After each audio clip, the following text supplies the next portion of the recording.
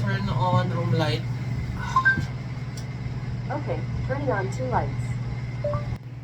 Gustuhin ko mang matulog at magpahinga ng mahaba, pero kailangan ko bumangon, i-prepare ang medical record ng aking aso at dadalhin ko siya dahil i-check-in ko siya sa isang hotel. So since wala akong mapakiusapan na magbantay sa kanya at tumingin-tingin o sumilip-silip dahil aalis ako ng 4 days papuntang Balera Aurora para magbakasyon, napagdesisyonan ko na i-hotel at i-boarding ko na lang siya for 4 days. First time niyang mahiwalay sa akin starting nung nakuha ko siya, starting pandemic talaga.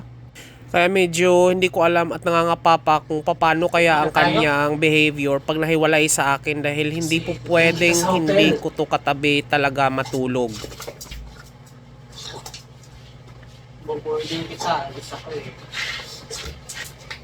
Dito na tayo, tara na. At siya na mismo talaga ang unang pumasok sa CR dahil alam na talagang paliliguan siya.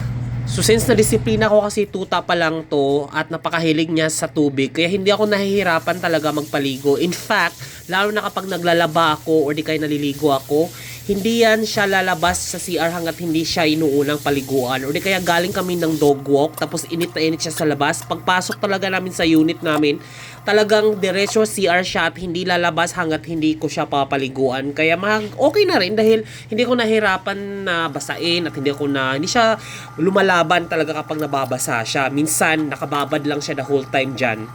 Kailangan ko kasi talaga siyang paliguan kasi nakakaya naman kung i-check-in siya ng 4 days tapos baba ako, di ba? Tama. Tapos ka na. Maligo ka pa? Tapos na. Tapos na. O diba sabi ko sa inyo napakahilang ng tubig, ayaw lumabas hanggat hindi nagsasawa eh. By the way, yung hotel na pag-stayhan niya ng 4 days ay VIP or Vet in Practice Hotel. So located siya sa Mandaluyong near sa munisipyo sa Circle. Actually, it's a vet hospital pero sa gilid meron silang accommodation. Ang per day nila ng big dog tulad ng Escobar ay 670 for a kennel size. Pero yung mga maliliit guys, mas mura siya dahil kulungan lang siya. Kay Escobar kasi it's a kennel size. By the way, yan po yung pricing nila. Screenshot niya lang kung gusto niyong malaman. Well, anyway, yung pricing naman kasi nila nakadepende sa laki ng aso. So kay Escobar kasi 670 pesos per day siya for a 40 kilogram up na pangailangan dahil gusto ko naman makagalaw-galaw siya eh.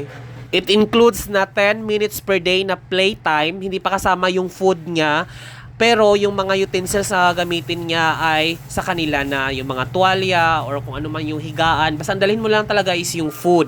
And make sure na 7 days before the accommodation, updated yung vaccine nila, yung tick and flea, yung rabies 5-in-1 at saka yung kennel cough. As a pet owner, talagang mas magastos pa siya kaysa doon sa babaunin ko talaga sa aking bakasyon. At nagpara na kami ng tricycle para ihatid ko na siya sa hotel. Munisipyo po kuya sa may vet in practice. Munisipyo. Opo. Sa may siklo. Sa munisipyo. Ha? O, kita nyo yun. Nakapag-usap pa ako sa driver. Pumasok na siya. Ganun siya kasanay sa tricycle, guys. Masanay siya kaysa doon sa mga sasakyan na 4-wheel drive. Sanay na talaga siya tricycle dahil every time na injection niya or appointment niya sa vet, tricycle lang kasi wala naman talaga ako sariling sasakyan. First time niyang sumakay sa 4-wheel drive na talagang aircon doon sa sedan ng aking boss kasi nag-out of town kami sa Laguna. Sinama ko to. Medyo magulo siya sa loob ng sasakyan at saka medyo naglalagas, nahiya ako sa boss ko talaga at that time. Pero tricycle, ganyan lang siya, titingin lang siya sa labas, hindi siya tumatalon, medyo sanay na talaga siya sa tricycle. Pan-tricycle lang talaga kami.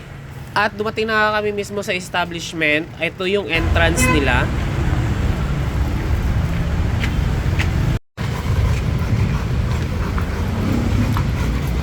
By the way, ito na nga yung kanilang reception area ng VIP Pet Hotel na Wellness Center. Kung ipapa natin dito siya sa gilid, yan po yung mismong hospital. Yan po yung entrance papuntang hospital. Pero pag dito sa gilid pan left, ito na po yung hotel. Ayan mismo. Pwede kang magbayad upfront ng inyong due amount or di kaya pag-pick up na mismo ng iyong aso. Pagkadating mismo ng kanyang caregiver, sumama na agad siya. Ganun siya kasanay sa tao. Sumunod ako para makuha sana kung anong itsura at mavideohan ang mismong kanyang pagtutuluyan pero bawal na pong sumama. Escobar.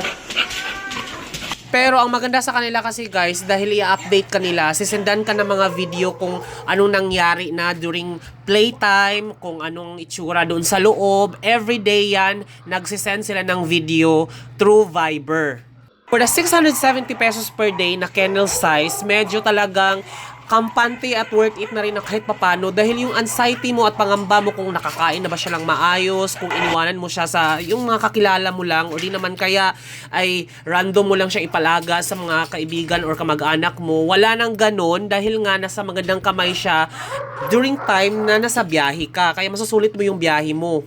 Napakalaking tulong talaga nung tuta pa to, disiplina ko na siya at in-expose ko na siya sa tao at sa mga aso.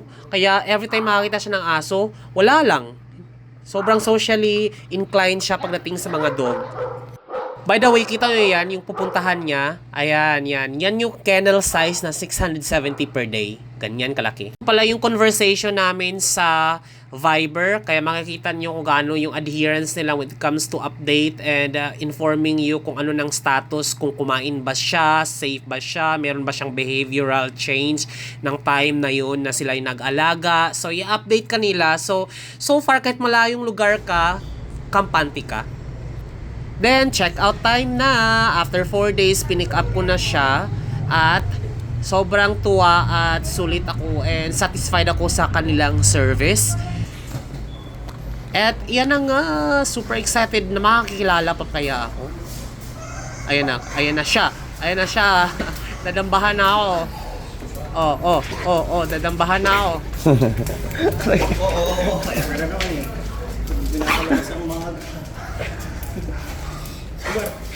Tara na. Thank you for watching, guys. And that is my story. See ya!